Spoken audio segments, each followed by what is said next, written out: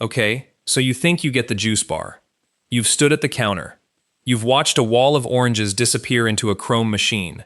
You've handed over $9 for a cup of something green and thought, right, this is just fruit and a blender with a nice logo. Fair enough. That's what it looks like from the sidewalk. Here's what it actually is. A single 16-ounce cold-pressed juice can require 3 to 4 pounds of raw produce to make. That produce spoils in days. The machine that presses it can cost $15,000 to $40,000. The lease is usually in the most expensive retail corridor in town because you're selling an impulse. And after all of that, the average juice bar keeps somewhere between 8 and 15 cents of profit on every dollar that walks in the door. On a good day, in a good location, run by someone who knows exactly what they're doing. So how does that work? How do you build a business on a product that rots faster than you can sell it? How do you charge $9 for a drink and still barely break even? How does an entire industry survive on margins that would make most restaurant owners quietly panic? The answer isn't one thing. It's a system. A fragile, beautiful, unforgiving system, built on spoilage math, rent psychology, labor timing, and a kind of daily discipline that most food businesses never manage for a single week. To understand the juice bar, you first have to understand the one number that quietly decides whether it lives or dies. Let's start with the drink in your hand. That green juice feels like a health product. Economically, it behaves like a perishable commodity with a countdown timer attached. The moment produce arrives at your door, it starts losing money. Not metaphorically. Literally. Kale wilts. Berries mold. Oranges dry out. Every hour that passes, a slice of your inventory becomes unsellable. This is the thing that separates a juice bar from almost every other retail business on earth. A clothing store can hold a sweater for a year. A hardware store can leave a hammer on the shelf until someone needs it. A juice bar buys inventory that is actively trying to destroy itself. And that single fact shapes every other decision the owner makes. The industry has a name for the money you lose to spoilage. It's called shrinkage, or waste, and in a well-run juice bar, it typically eats somewhere between 10 and 20% of everything you purchase. Read that again. 1 out of every $5 or $6 of produce you buy may never become a sale. It just becomes garbage. So the entire game becomes a race. Buy the produce, turn it into drinks, and sell those drinks before the clock runs out. The faster you turn inventory into cash, the less you throw away. The slower you turn it, the more you bleed. And here's the cruel part. The same fresh, premium organic produce that customers are paying a premium for is exactly the produce that spoils the fastest. You are selling the most fragile thing in the building. That's where the real story begins. Because if spoilage is the enemy, then the whole business is designed around one goal: speed. And to understand speed, you have to understand what a cup of juice actually costs to make. Let's build one from scratch. Take a classic cold-pressed green juice. Depending on the recipe and the season, the raw produce alone might cost you somewhere between $3 and $4 a cup. That's before anything else. Then add the cup, the lid, the straw, the label.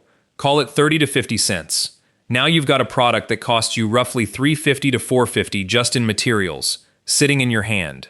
You sell it for $9. Feels like a fortune, right? 100% markup, maybe more.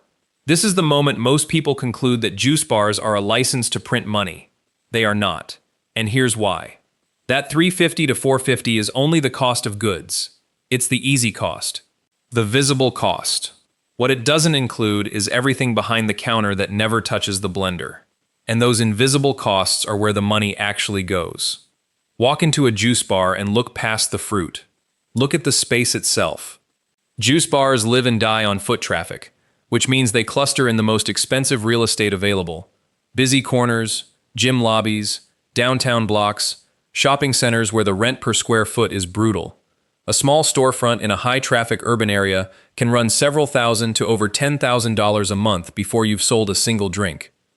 Now look at the people. Making cold-pressed juice is labor. Someone washes the produce, preps it, runs the press, cleans the machine, and that machine has to be cleaned constantly because you're handling raw food that spoils. Labor in a juice bar routinely eats 25 to 35% of revenue. Combine rent and labor. And you've already spent well over half of every dollar before you factor in the produce, the utilities, the insurance, the point of sale fees, the marketing, and the equipment that breaks. So let's do the honest math. $9 comes in. 4 goes to the produce and packaging, 2.5 or 3 goes to rent and labor. Something goes to utilities, card fees, waste. By the time you're done, that $9 juice might leave the owner with 50 to 90 cents. That's the reality behind the price tag. The markup looks enormous. The margin is razor thin. And that gap between the two is where most first-time owners lose everything. Which brings us to the number I promised you earlier. The one that quietly decides whether the whole thing survives. It's the break-even point. The number of cups you have to sell every single day just to cover your fixed costs before you make a cent of profit. Here's the trap. Rent doesn't care how many customers you had today. The lease is due whether you sold 400 juices or 4. Your fixed costs, rent, base staff, insurance, equipment loans, arrive every month no matter what. So the owner is running a daily race against a fixed finish line. Sell enough cups to clear the fixed costs, and everything after that is profit. Fall short, and every quiet afternoon is money leaking out of the building. For a lot of small juice bars, that break-even line sits at 150, 200, sometimes 300 cups a day. Miss it on a rainy Tuesday, and you don't just make less money, you actively lose it. And now stack that on top of the spoilage clock. You're not just trying to sell enough to break even. You're trying to sell enough before your inventory dies. 2 countdowns running at once. That's the pressure no one sees from the sidewalk. So how do successful juice bars fight back? The smart ones attack the problem from 2 directions at once. Kill the waste and raise the value of every cup. And the single most powerful weapon they have is something you've probably bought without ever realizing what it was doing. The cleanse. You've seen it. The 3-day juice cleanse. The subscription. The weekly delivery of 6 bottles you pick up every Monday. It's marketed as wellness. Economically, it's the closest thing a juice bar has to a miracle. Think about what a cleanse actually does for the business. A single customer walking in buys 1 cup, unpredictably, whenever they feel like it. A cleanse customer commits in advance to buying 18 juices, prepaid, on a schedule the owner controls. That does 3 enormous things at once. First, it turns unpredictable demand into predictable demand. The owner knows exactly how much produce to buy, because the orders exist before the produce does. That single fact can slash spoilage, because you're no longer guessing.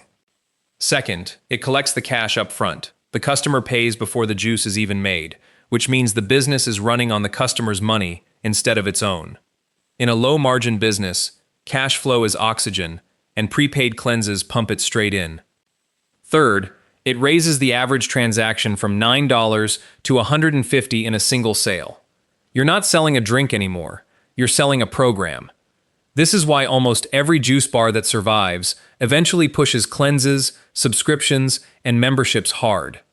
The walk-in customer is nice, but the walk-in customer is chaos. Random, seasonal, weather-dependent. The subscriber is order, and in a business defined by a spoilage clock and a break-even line, order is worth more than almost anything.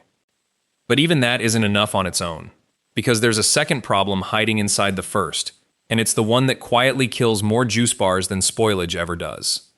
Seasonality and location. A juice bar's demand isn't steady. It surges in January when everyone's resolutions are fresh, spikes in summer when it's hot, and then falls off a cliff in the cold, dark months when nobody wants a chilled green drink on the way to work. That means the owner is paying 12 months of fixed rent to run a business that might only truly thrive for 6 or 7 of them. The winter months don't just slow down. For many, they lose money outright, and the good months have to carry the bad ones. And location isn't just about foot traffic, it's about which foot traffic. A juice bar inside a gym is selling to people already thinking about their bodies. A juice bar in an office district lives and dies on weekday mornings and turns into a ghost town on the weekend. A juice bar near a university empties out every summer when the students leave. The exact same business, the exact same menu, can thrive on one corner and quietly bleed to death 2 blocks away. This is why so many aspiring owners get it wrong. They fall in love with the product, the recipes, the branding, the beautiful wall of fruit, and they treat the location as an afterthought. But in this business, The location isn't where you run the economics. The location is the economics. Pick the wrong corner, and no recipe on earth will save you. Now let's talk about the machine itself, because there's a decision here that quietly forks the entire business model in two. There are broadly two ways to make juice, and they are not the same business. The first is centrifugal, the fast, spinning blade that shreds produce and spins out juice in seconds. It's cheap to buy, it's fast, and it's what most casual smoothie shops use. But it introduces heat and air, which means the juice oxidizes quickly. It has to be sold almost immediately. Great for a made-to-order counter, useless for bottling. The second is cold-pressed, a hydraulic press that slowly crushes produce under enormous pressure without heat. It's expensive, it's slower, and it wastes more produce per cup. But the juice it makes lasts for days instead of hours. And that changes everything, because now you can bottle it, ship it, sell it in fridges, run subscriptions, and place it in grocery stores. Here's the trade-off almost nobody outside the industry understands. The cold-pressed machine costs more and wastes more produce per cup, but it buys you shelf life. And shelf life is the one thing that fights back against the spoilage clock. A business built on cold-pressed juice is really a business built on buying itself more time. That's what you're paying for. Not a better drink necessarily, more hours on the clock. So the owner faces a genuine fork. Go cheap and fast, and live entirely on same-day walk-in sales in a single location, or invest heavily in cold press equipment, and unlock bottling, wholesale, and subscriptions. An entirely bigger business, with an entirely bigger risk if the demand doesn't show up. Both are real businesses. Which one you choose reflects how much risk you can stomach and how much capital you can lose, not a simple right answer. Now step back and look at the whole picture. Because there's a reason juice bars have a reputation as one of the hardest small businesses to run profitably, and it's not any single one of these things. It's all of them at once. You are selling a perishable product that fights a countdown clock. You're paying premium rent for a location whose foot traffic swings with the seasons. You're carrying heavy labor costs to hand-make a fragile product. You're facing a break-even line that arrives every single day regardless of the weather. And you're competing not just with the juice bar down the street, but with grocery stores now selling cold-pressed bottles in their own fridges, and with the simple fact that anyone can buy a blender and make the same drink at home for $1. That last point matters more than it looks. The juice bar's biggest competitor isn't another shop, it's the customer's own kitchen, which means the business isn't really selling juice. It's selling convenience, consistency, and identity, the feeling of belonging to something healthy without the work. And that's a fragile thing to sell. Because the moment the novelty fades or the budget tightens, that $9 habit is the easiest thing in the world to cut. So who actually wins in this business? The owners who survive treat it less like a passion project and more like a logistics operation. They obsess over waste, because every point of spoilage they eliminate drops straight to the bottom line. They push subscriptions and cleanses relentlessly, because predictable prepaid revenue is the antidote to the chaos. They pick their location like their life depends on it, because it does. They diversify, bottling for wholesale, adding food, building a brand that can live in grocery fridges when the storefront slows down. And they watch that daily break-even number like a pilot watches an altimeter. The ones who fail are almost always the ones who fell in love with the fruit and never did the spoilage math. Here's the honest reckoning. The critics who say juice bars are overpriced aren't entirely wrong. You really can make a similar drink at home for a fraction of the cost. And the owners who say the margins are brutal aren't exaggerating either. They genuinely are keeping pennies on the dollar while shouldering enormous risk. Both things are true at the same time. The $9 juice is simultaneously overpriced for what's in the cup and barely profitable for the person who made it. That contradiction isn't a scandal. It's just what happens when a fragile, perishable, labor-heavy product meets expensive real estate. But here's what neither side disputes. The thing a good juice bar owner builds is genuinely hard to build, not the recipe. Anyone can copy a recipe. The system underneath it, the supplier timing, the waste control, the subscription base, the location instinct, the daily discipline of hitting a moving break-even target with a product that's trying to spoil in your hands. That's not something money alone buys you. It's earned, one countdown at a time. So the next time you're standing at that counter, watching a wall of oranges vanish into a chrome machine, and you hand over $9 for a cup of something green, remember you're not just buying a drink, You're paying for a race. A race against rot, against rent, against a break-even line that resets at sunrise every single day. And the fact that the juice is cold and fresh and waiting there for you at all means somebody behind that counter is winning it. For now.